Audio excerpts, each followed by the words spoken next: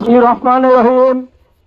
জুলাই গণ অভ্যুত্থানের দ্বিতীয় বর্ষপূর্তি উপলক্ষে আজকের এই গণমিছিলের সম্মানিত সভাপতি শহীদ কাফেলা বাংলাদেশ জামাত ইসলামীর কেন্দ্রীয় মজলিসের শুরার অন্যতম সদস্য, বাংলাদেশ জামাত ইসলামী ঢাকা জেলার সংগ্রামী আমির মাওলানা বেলাল হোসেন ভাই সহ ঢাকা জেলার বিভিন্ন পর্যায়ের নেতৃবৃন্দ, শহীদ ইয়ামিনের স্মৃতি বিজড়িত আজকের এই মডেল মসজিদের সামনে উপস্থিত সংগ্রামী সাথী এবং বন্ধুগণ, আপনারা জানেন 1 বছর আগে এই ইয়ামিন চত্বর, যেটা এখান থেকে দেখা যায়, শহীদ ইয়ামিনের সেই রক্ত আজও মুছে যায়নি।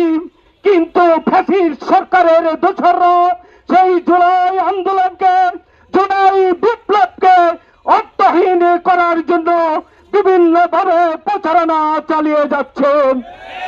আমরা সুস্পষ্টভাবে ঘোষণা দিতে চাই, শহীদের রক্ত ঘেরা, শহীদের রক্ত জেরা এই বাংলাদেশে আর ফ্যাসিস্টকে ফিরে আসতে দেওয়া হবে না, হবে না।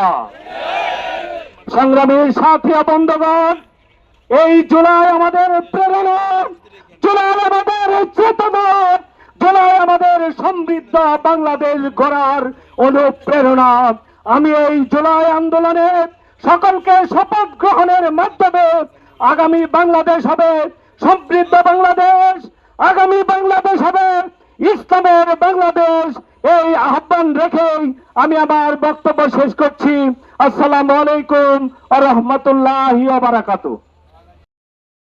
পতনের 2 বছর পূর্ণ হবে।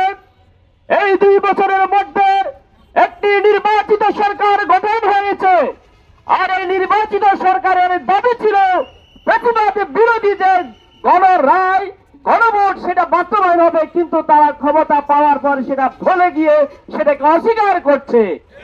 শুধু তা অস্বীকার করেই ক্ষান্ত নয়, আওয়ামী লীগকে, প্রতিবাদকে, কোন হাসিনার দোসরদেরকে আর বাংলাদেশে পুনঃস্থাপন করার যে ষড়যন্ত্রে তারা লিপ্ত রয়েছে।